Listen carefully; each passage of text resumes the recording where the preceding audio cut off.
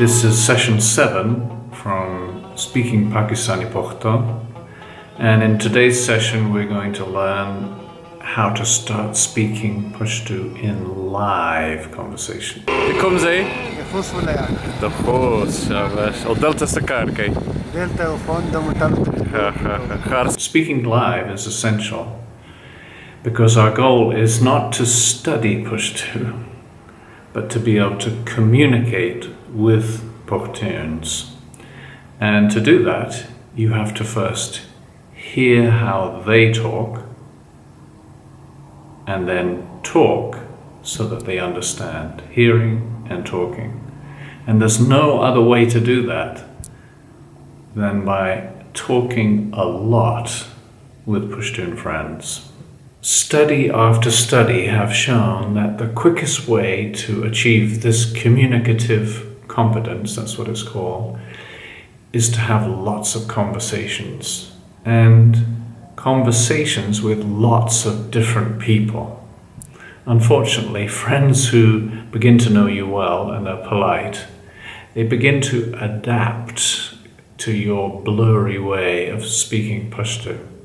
However, you will have to be crystal clear to communicate well with a shopkeeper from Banu, let's say, or a housewife from Sawat, or a professor from Kohart.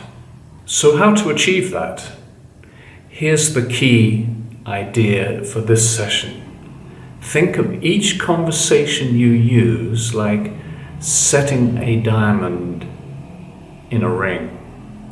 Like a jeweler, you need to find and then polish each sentence you use ahead of time so that it fits perfectly in the setting. And the secret, it's all in the preparation. So here's how to prepare and set these little language gems. It's called the learning cycle.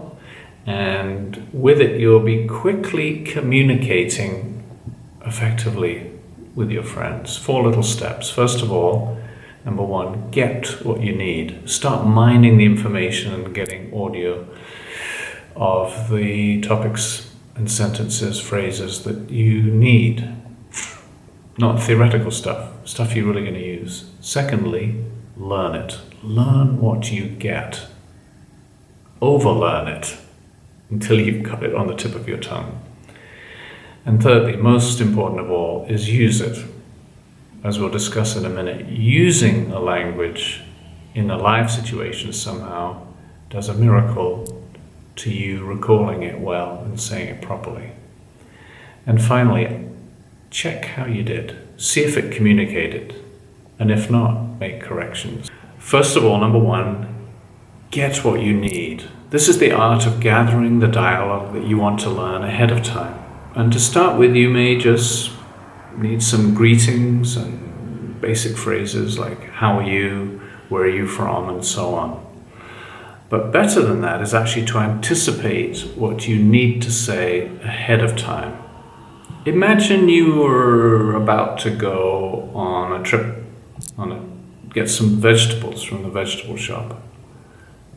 Pause everything. Don't go shopping. Imagine what you would need to say in advance of your shopping trip and get those sentences and phrases ready, polished up, and use them when you go.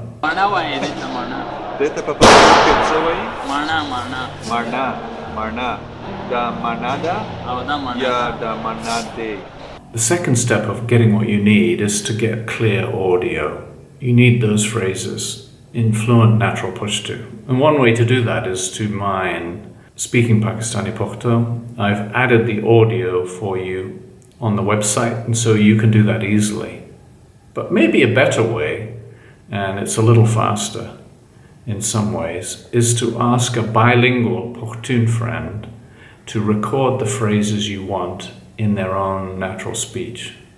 Oh, and by the way, coaxing a friend to record dialogue is an art. It's not translation, it's not you saying it in your mother tongue and then just translating word for word. That's not Pashto.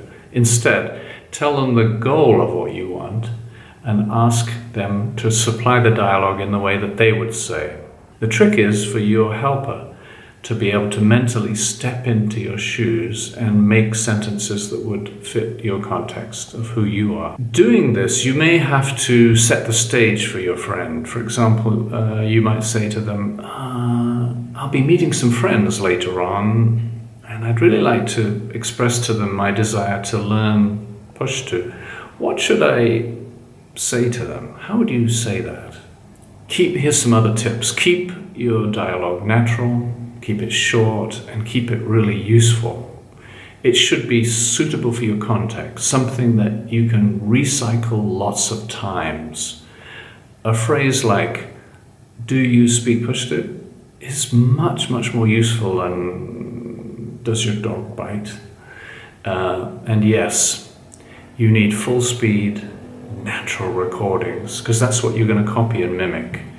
And be aware that people often don't speak full natural speech the first time that they record. They're a bit shy of recording. So third or fourth time, they really say it fluently. And that's the one you want to harvest, the best and most fluent version. Hey, and another tip is to use your phone. These days, mobile phones have an excellent microphone normally, and you can call a friend and they can make the recordings that you need for you. Fantastic help. So secondly, learn what you get. All right, you've got some great little gems, some little phrases in audio, but these are uncut. You need to polish them. You need to learn them fluently. It's like the jeweler preparing the stone. You need to focus on just one of those gems at a time until it's gone through the whole cycle and you've used it. The steps to doing that are these. First of all, transcribe the audio either into phonetics or Pushto, depending on which you're using. If you've mined the sentences audio from Speaking Pakistani Pukhto, then that's already done for you. Secondly, make a rough translation in your mother tongue. Don't get too bogged down, but maybe figure out what the meaning is, how things work, but don't get lost in the details of grammar. That'll come later. And then the main thing is to overlearn. Work with a helper maybe. Use Anki, flashcards, listen, mimic, until you've really got a perfectly smooth, natural delivery. Your goal is to be able to say an entire sentence without any hesitation at a normal rate of speed. Great, you're ready now for the third stage. You've memorized your phrase and it's really coming fluently. It's time to use what you learn. It's a surprising fact that until you actually speak something live with people, you don't really have full possession of it. You can trick yourself at home thinking, oh yeah, I've really got that good. But yet when you come to say it with people, you kind of stumble. That's normal. So how to go about this? Set yourself a goal, not too ambitious. 2 or 3 phrases a day is plenty. What I tend to do is I'll write out those new phrases on little pocket-sized cards, my prompt cards, for when I get stage fright. And I plan to use each of those cards as many times as I can during the day. Some people will actually count the number of times that they've used the phrase in the day just to encourage themselves. So then get out there, meet some friends. For men, Pushtun shopkeepers are great for conversational practice. For women, visit your lady friends in their homes.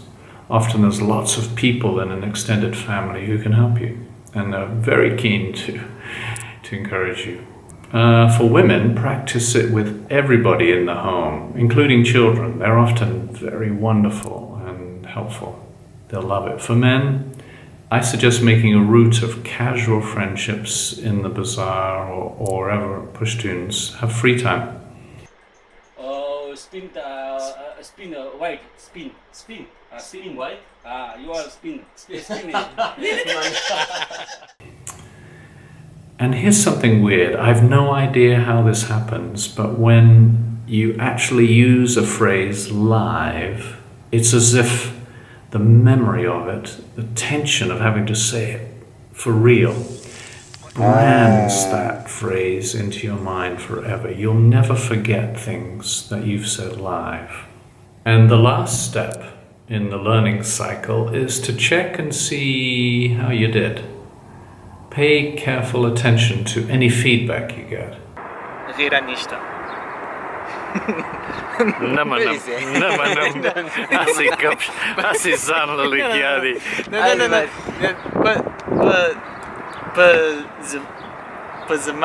Did you communicate, or were people straining to understand what you were saying? Or worse, even a worse sign is when people start to translate for somebody else in Pashto what they heard you say. Note your mistakes. Note how people correct you. And get a Pukhtun friend to help you on the bits that weren't clear. If you're successful in communicating, this amazing thing will happen. People will start to talk full speed back to you, and you know that you communicated.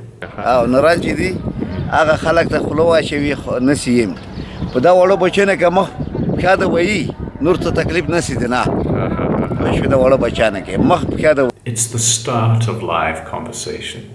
Don't panic too much about not being able to understand everything that they say straight away. It'll come.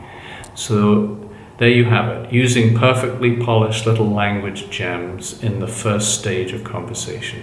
Start by learning to meet people, answering and asking basic questions, and then learn how to get things done, how to get help to make more Pashto, learn more Pashto, and soon you'll be progressing to saying things more complex, and in any situation, you'll actually be starting to fit into the Pukhtun world.